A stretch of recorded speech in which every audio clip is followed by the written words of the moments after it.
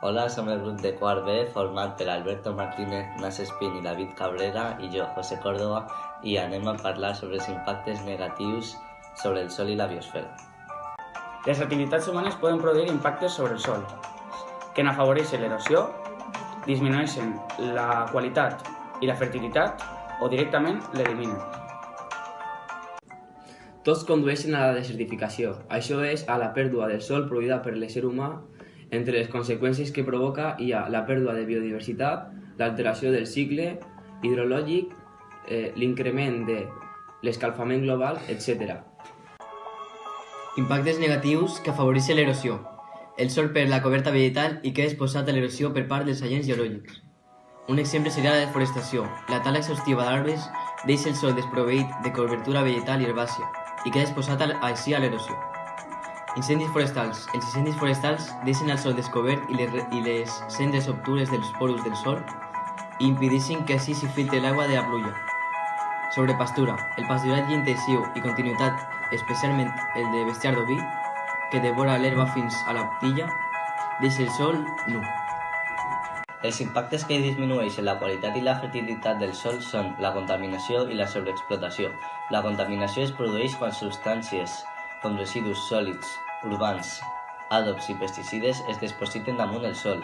La sobreexplotació, quan el conreu intensiu produeix l'exhauriment dels nutrients del sòl, com ara els nitrats, els fosfats o el potassi. Els impactes que eliminen el sòl són les activitats humanes, com la construcció d'infraestructures i les explotacions mineres o d'àrids, eliminen el sòl. Impactes negatius sobre la biosfera.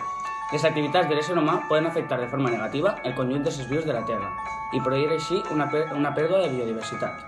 Què és la biodiversitat? La biodiversitat és la varietat de formes de vida que hi ha a una àrea determinada o a tot el planeta. Constitueix la principal font d'aliments i matèries primeres a través de la ramaderia, l'agricultura, la pesca i l'explotació dels boscos. A més, afavoreix l'estabilitat del clima, ja que manté la composició gasosa de l'atmosfera i intervé la fertilitat del sòl i la qualitat d'aigua. Hi ha diverses causes de pèrdua de biodiversitat. El desenvolupament agrícola, industrial i urbà, el canvi climàtic, la introducció d'espècies exòtiques i la sobreexplotació d'espècies. El desenvolupament agrícola, industrial i urbà origina fragmentació i destrucció d'hàbitats. El canvi climàtic és una de les causes responsables de la destrucció d'hàbitats. La introducció d'espècies exòtiques desplaça o depreda les autòctones. La sobreexplotació d'espècies per activitats com la caça, la pesca i l'agricultura intensiva, etc. Mesures per evitar la pèrdua de biodiversitat. El 1992, el Conveni sobre la Biodiversitat Biològica, CDB, va establir mesures per evitar la pèrdua de biodiversitat.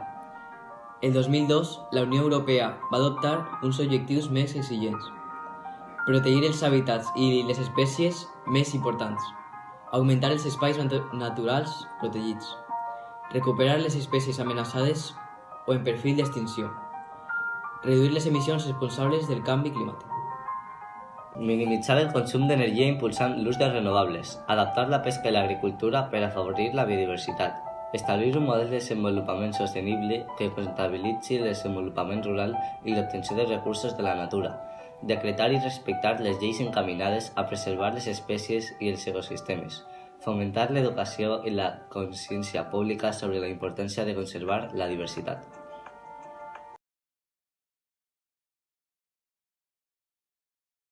La major part dels hàbitats importants d'Eivissa i Formentera són zones costaneres o marines, amenaçades per urbanitzacions i per altres activitats relacionades amb el turisme de masses.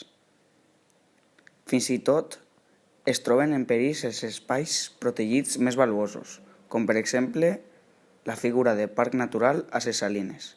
No ha protegit les seves fràgils ecosistemes d'una afluència turística massiva, mentre la dràstica reducció de la superfície del Parc Natural de Cadadort, el 2007, suposa que no està assegurada la conservació dels seus hàbitats més interessants, amenaçat per urbanitzacions i instal·lacions esportives com camps de golf.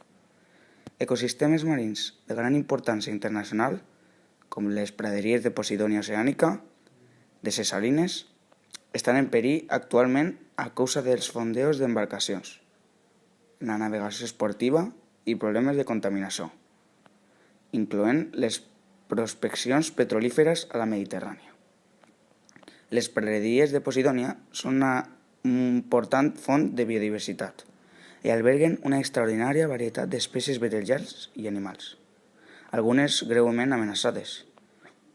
Eivissa i Formentera alberguen també algunes zones de les colònies més importants de l'au marina, més amenaçades d'Europa.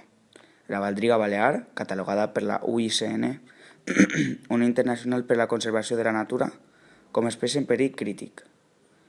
El ràpid declivi poblacional i escassa població d'aquesta espècie podrien portar a la seva extinció en les pròximes dècades. La bahía de Talamanca rep cada día en superficie 13.000 metros cúbicos de salmorra procedente de la desaladora de Eivissa, el que provoca un important impacte sobre la praderia de Posidònia de la zona. Així ho adverteixen els tècnics del Consell en un informe emès recentment en la reacció al projecte del nou emissari de la depuradora, ja que consideren que és imprescindible que aquesta nova canonada estigui adequadament dimensionada per evacuar també les restes hipersalins de la planta de desalació.